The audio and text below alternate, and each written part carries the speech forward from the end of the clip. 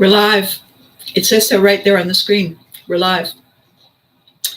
So happy 22nd of December, everyone. In my corner of the world, we are expecting a storm of mammoth proportions. And so people are bracing. They're rushing around madly, collecting things and gathering things and putting things aside and finding their really, really serious winter boots, wondering if they're going to be able to see everyone they've been planning to see. So I wanted to do a video today to talk about expectations, to talk about trusting that things will turn out the way we wanted, the way we hoped they would be, and feeling gratitude for the things we get and the things we give. I thought those would be three really important and interesting things to talk about right now. Right now being the end of, 20, 18, 19, 20, 21, and 22, in which everyone has been so overwhelmed by so many surprises and shocking, scary resets and restarts and rethinks about pretty much everything that we thought was absolute. And it's overwhelming. And so the first thing I want to talk about is this concept of trust. What we think is going to happen, what we have come to believe is going to happen, often gets turned on its ear. And here's the weird thing, the outcome when that happens. We're disappointed, we're frustrated, we're afraid, we're confused. And then this very bizarre thing begins to happen. It happened to me quite a few times in my life, and it doesn't get any easier. What happens when things reverse themselves, things we assumed, we knew were absolute, is that we begin to doubt ourselves. We begin to doubt our ability to judge wisely, to act wisely, to plan wisely. We begin to wonder if it's us. And then we beat ourselves up. This is part of an age-old survival mechanism that you remove the weak, that the group stays strong. And when your subconscious brain, which is fairly primitive, thinks that we're the guilty party, without realizing it, we tend to begin to erase our footsteps. We self-sabotage. We overindulge in ways that are unhelpful, because we're punishing ourselves for being the one who got it wrong. The thing is, we don't get things wrong. We get things out of step, out of sync, but we're not the only ones. We all misjudge. We all make small mistakes. And then the ripple effect, the cumulative effect, sort of like an avalanche, dislodge one little stone and the next thing you know, there's a great tumbling, roaring rush down the side of the mountain. That happened to me 3 times. And in each situation, it blindsided me. In each situation, I felt so dumb that I didn't see it coming.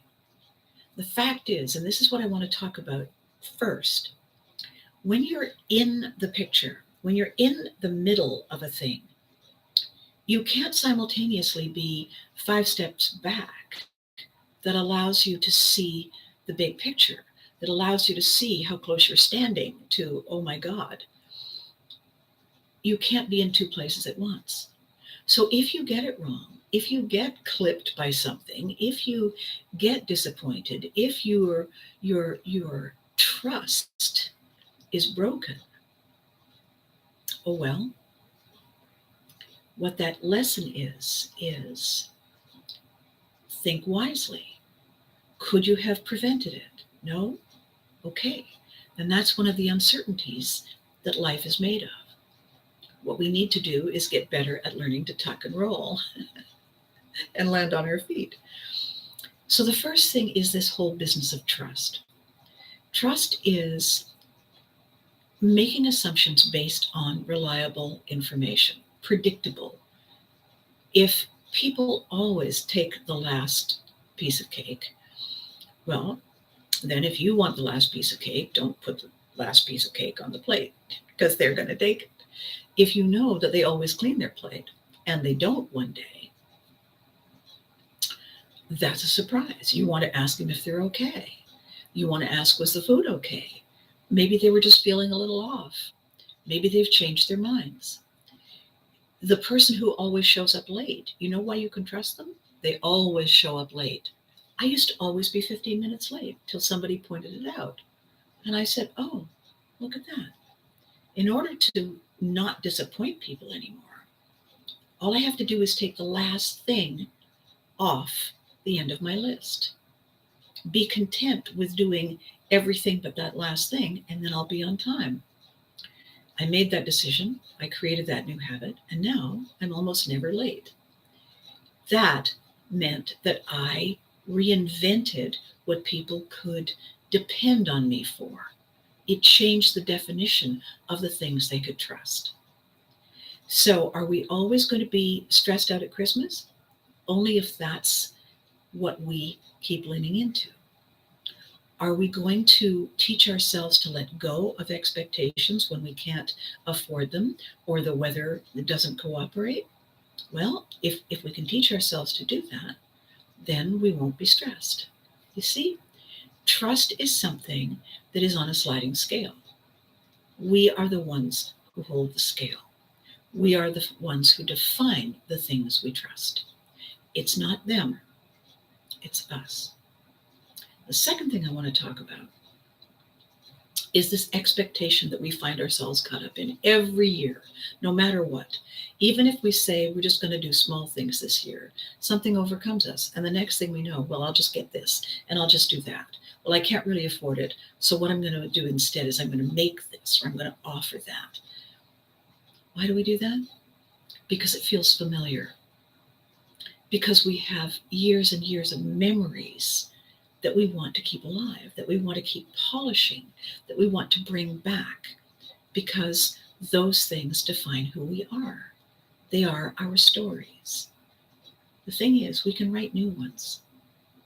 If we have been overwhelmed by the last couple of years, if we are exhausted from the inside out, if someone we love is struggling with something they didn't see coming, that's a different priority than the one we had minutes ago. Do we have permission to shift our priorities? Absolutely. Will people be disappointed? Not if they love us, not if they understand. If we say, we'll do it next year, and they trust us because our word is good, then no one will be upset. I was saying in my little teaser video on Facebook where I got a bit teary, I'm a military kid. Christmas was when my dad could be home. Christmas was when my mother was well. Christmas was not on a specific day. It was when we were together and everything was okay. That's what Christmas was for me. And all this other stuff that I discovered when I grew up and I left home and I saw these other traditions that people had seemed a little crazy to me. How could you pin all your hopes on a specific moment? Moments change in the blink of an eye.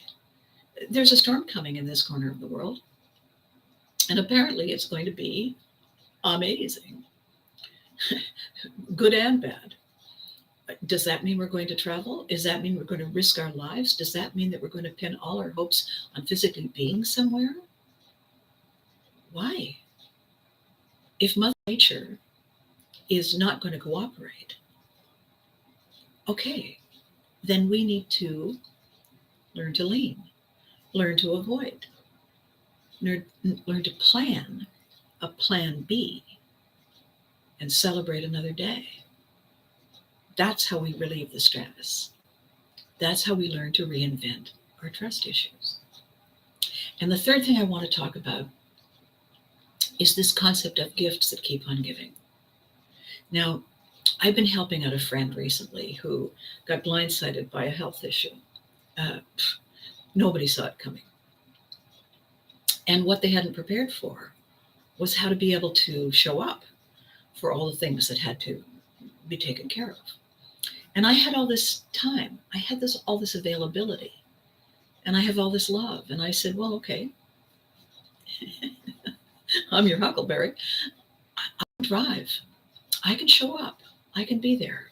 I can ask questions. I can take notes. I can remember things. I can run the errands. Why? Because I want to, and I'm good at it. I'm a preemptive striker from way back. Is that a gift that keeps on giving? Well, this year it is, and in previous years it has been. And for me, what is happening for me? Well, my loved ones are reaching out. How are you? Is everything okay? How did it go today? And I get to unload. I get to vent. We get to laugh. We get to say, let's not put this on a Christmas list for next year, shall we? And then we get to celebrate the fact that friendship is forever. Memories are forever. Caring is forever. These are the gifts that keep on giving. This is what we know to be true. This is what we can trust without question. That people who love us are always there, even when they're physically gone. They always live somewhere. They're always part of us. We can look around. We can see little souvenirs. We can feel them. So at this time of year, when money might be tight, we may be exhausted to the point of just wanting to lie face down on the floor and sob. The gifts that keep on giving are always there. How we get to see them, how we get to feel them, is by giving ourselves permission to slow down, breathe, think about these people we love. Think about our moments together. Cherish them. Cherish the memories that were and are, and lean in for the memories that will be. That's what we can all afford to do on this holiday. We don't need to get caught up in the running. We don't need to scream at people who take too long. We don't need to worry about the lineups. Too many people in the store? We're not going to make it? We have to cancel the trip? Get on the phone. Send a text. Do a Zoom. Do FaceTime. Do whatever platform you're on. Look into the camera and say,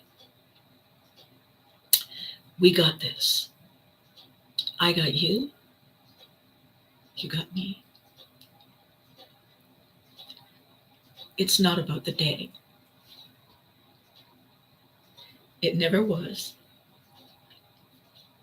And it never will be. The gifts that keep on giving are the gifts of love.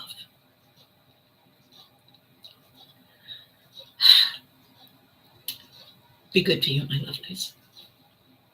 Thank you for subscribing. Thank you for telling your friends to subscribe. Thank you for being part of this journey. And I'll see you again very soon. There are no calories, by the way, at the holidays. I just thought I'd share that. That's a gift that keeps on giving. All those pounds, they'll melt away. Guaranteed. Good morning. Thank you for the words of wisdom. Thank you for listening. So be good to you. We have a week. We have 2 weeks. We actually have 2 weeks, do we?